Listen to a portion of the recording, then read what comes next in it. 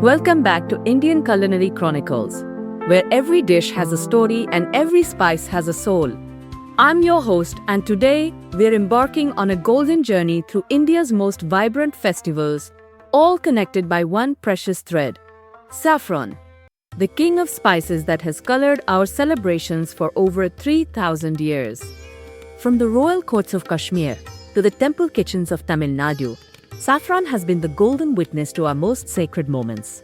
Today we'll cook 4 festival dishes that showcase why this crimson treasure is worth more than gold, and discover the ancient folklore that makes each celebration truly magical.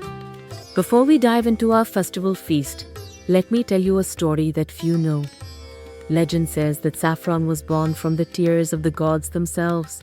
When Lord Krishna was born in Mathura, the celestial beings wept tears of joy, so pure that they crystallized into the delicate crimson threads we call. Yes, sir. But here's the fascinating truth behind the folklore.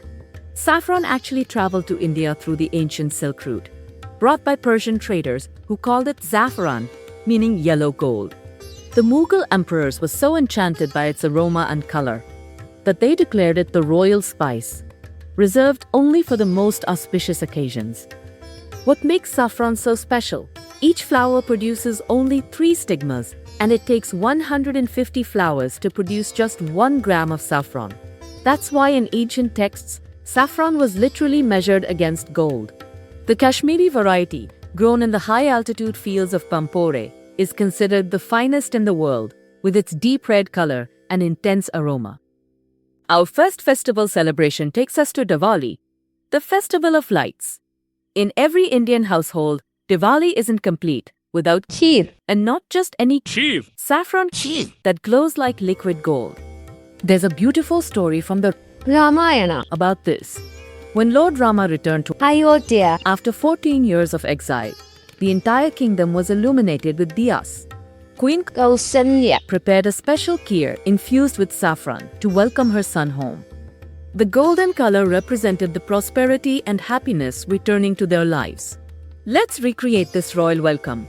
We start with full-fat milk, slowly simmering it until it reduces by half. The key is patience, just like the ancient cooks who would stir for hours while chanting prayers. Now comes the magic moment. We take a pinch of saffron. See how these threads look like tiny flames? We soak them in warm milk for exactly 10 minutes. This releases the crocin, the compound that gives saffron its golden color and distinctive aroma. As we add the saffron milk to our kheer, watch how it transforms from plain white to this gorgeous golden hue. We sweeten it with jaggery, not sugar, because jaggery was the traditional sweetener used in royal kitchens. Finally, we garnish with almonds and pistachios, creating a dish that's not just dessert, but a prayer of gratitude. From the warmth of Diwali, we move to the exuberant colors of Holi. But here's something most people don't know. Before Holi became the festival of colors, it was celebrated with Saffron Thandai, a drink so sacred that it was offered to Lord Krishna himself. The folklore tells us that young Krishna was jealous of Radha's fair complexion, so his mother Yashoda playfully suggested he color Radha's face with whatever color he liked. Krishna chose saffron, and that's how the tradition of playing with colors began. The Saffron Thandai we are making today is a tribute to that divine love story. Traditional Thandai is a complex blend of almonds, cashews, pistachios, cardamom, Fennel and rose petals. But the secret ingredient. that transforms it from a drink to an elixir is saffron.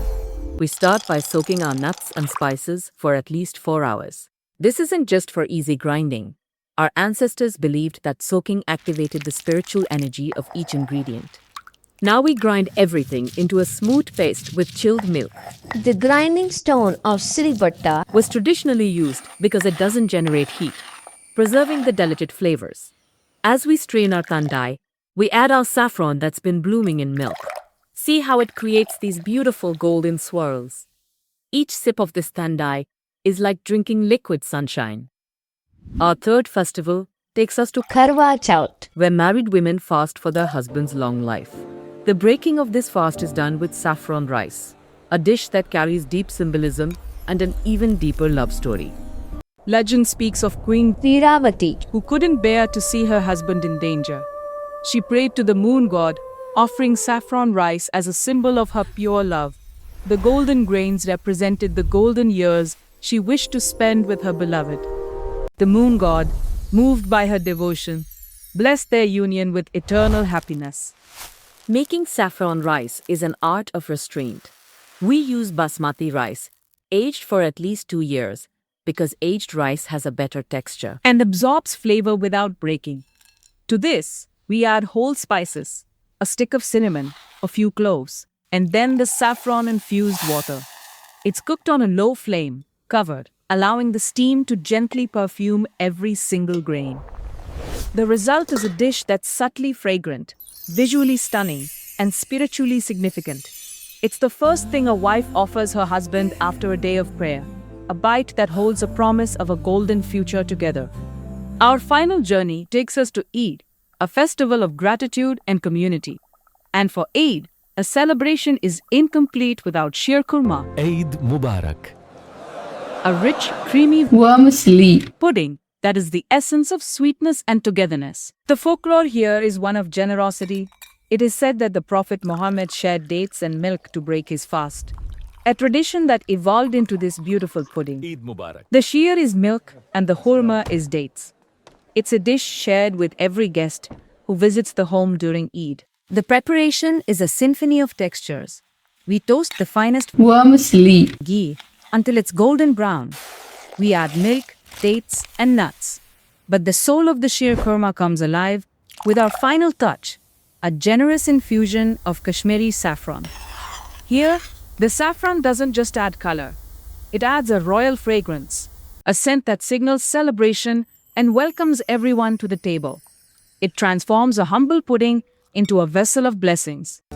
4 festivals, 4 stories, 4 dishes, and one golden thread that weaves them all together. From the divine love of Radha and Krishna celebrated with Thandai, to a queen's welcome home with golden kheer, from a wife's prayer for her husband sealed with saffron rice, to a community's shared blessing in a bowl of sheer khurma. Saffron is so much more than the world's most expensive spice.